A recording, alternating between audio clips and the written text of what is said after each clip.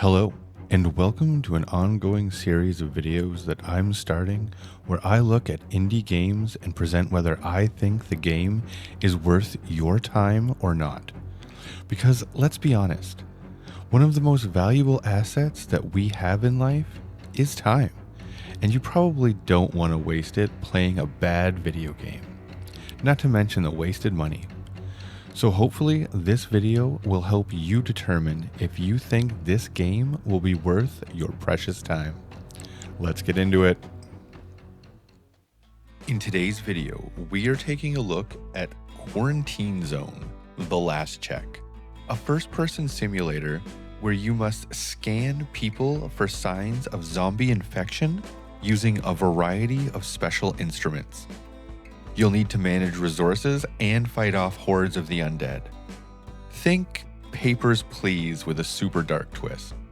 The game was developed by Brigada Games and published by Devolver Digital. It's available on Steam for $19.99 and is also available on Xbox PC Game Pass. It has full controller support if that's your thing and is available to play on Steam Deck. There are two game modes available in Quarantine Zone. There's the standard story mode, and then there's the endless mode. In story mode, you are charged with protecting an outpost of humans during a zombie apocalypse. It is your job to determine if survivors are healthy and have not been infected with the deadly virus. You must also search all of their belongings for contraband, such as weapons and drugs. And as far as endless mode goes, pretty self-explanatory. In the game, survivors line up at your checkpoint in a single file line to be scanned and hopefully gain entry into the survivor camp. As each person approaches, you must do visual checks to see if their skin is discolored or if they have red eyes or bite marks on their body. You need to check their reflexes, their pulse, and temperature. If all these come back negative, we move on to the full body scans looking for discolored or moldy organs. And sometimes the full body scans get a little awkward when you find a hand grenade or a bottle of beer up someone's ass, and you must ask one of your colleagues to come remove it. If they do pass all the extensive scans and tests and are healthy, you can send them into the survivor camp to be evacuated at a later date. If there is any sign of infection, you must send them to be liquidated, which really means they're taken out back and promptly shot. Now, things aren't always as clear-cut as infected or not infected. Sometimes you have survivors that have symptoms that might turn out to be signs of infection, or just might turn out to be signs of a generic common sickness. For these individuals, a few days in the quarantine tank might help you determine if they are going to go full I want brains or just a case of the sniffles.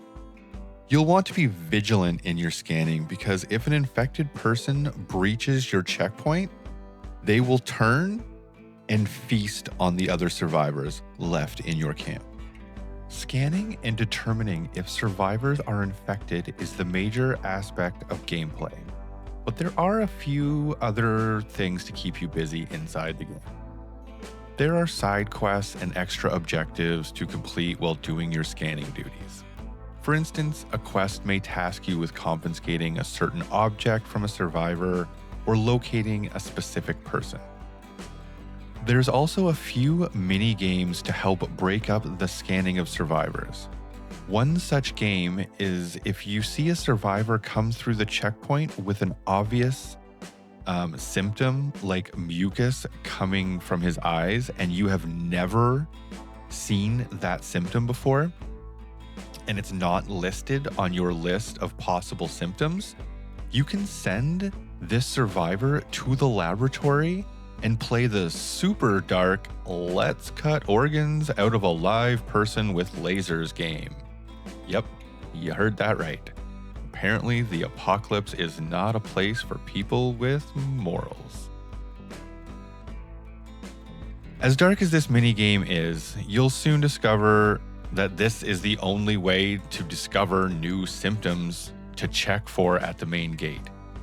And once you get over how messed up this whole minigame situation is, you notice it's actually kind of fun. I kind of feel bad for saying it out loud, but there it is. I said it. Another mini game is where you pilot a flying drone and blast your way through waves of the undead. You have 3 different guns you can use depending on the situation you find yourself in, and you must defend the walls of your camp from zombies smashing their way in and feasting on the human meat sacks inside. You also have to manage resources for your survivor camp. For instance, your survivors will need power, food, and a place to sleep. Well, that's on you to provide and maintain for your visiting survivors while they stay at your luxury encampment. The final element of the gameplay loop is that every 5 days, an evac team is sent to evacuate all of your survivors.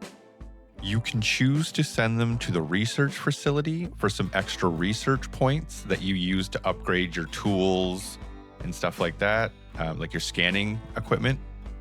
Or you can choose to send them to the military, which will get you some money, which you use to buy the resources like fuel and med kits and stuff like that for your survivor camp.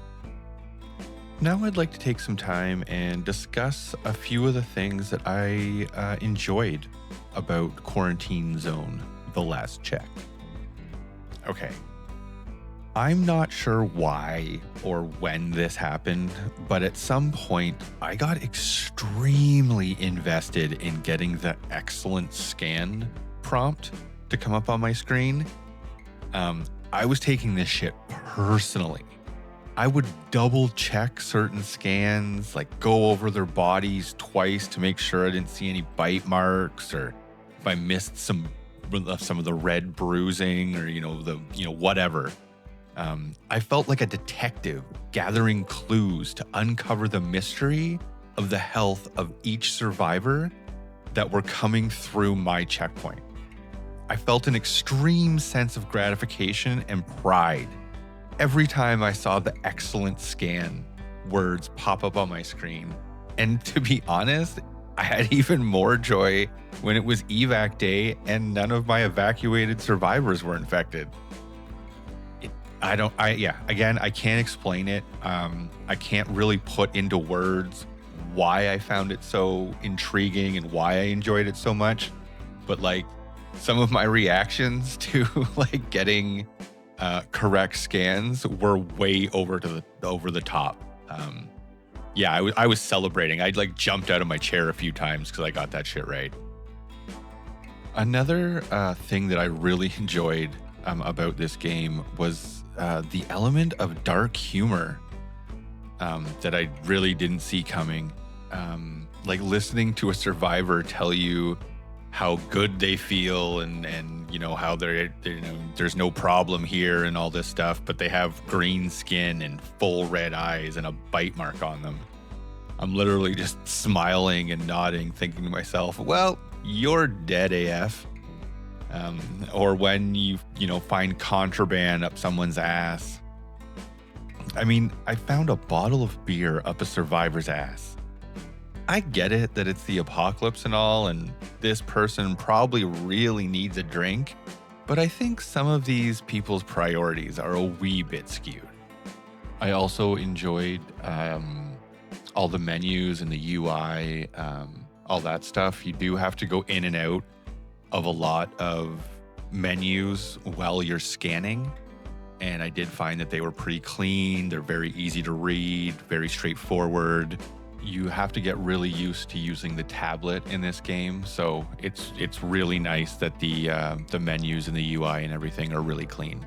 As far as things that I didn't enjoy in the game, there are a couple. They're not terribly egregious, but they are things that I didn't enjoy. So let's take a look at those. The absolute worst thing I found about this game was at the end of a scan, if you did poorly, like it said poor scan or competent scan or whatever the case, there would be no explanation on why you did poorly or what you missed. Like, how the hell am I supposed to learn from my own mistakes if I don't know what those mistakes are? Like, did I miss a bite mark on their foot, or did I miss some scratches on their arm? Just a small summary screen of what you got right and what you missed would go a long way, in my opinion. Another small point of contention that I had is the fact that the game has a bit of a slow start.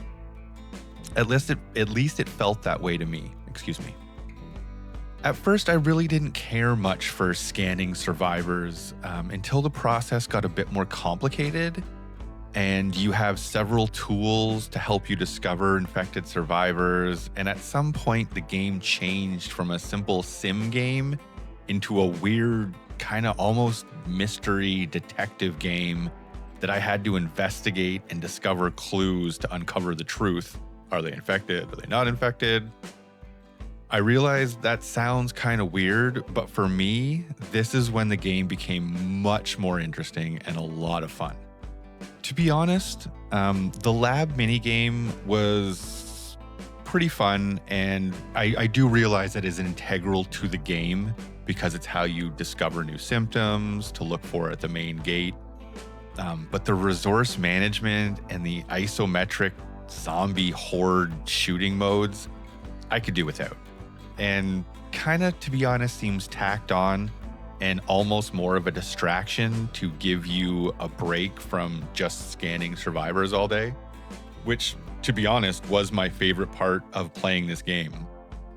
So maybe that's why I didn't enjoy the other parts, because I just wanted to get back to looking for hand grenades up people's asses. I mean, we all have passions, I guess. Now for the big question.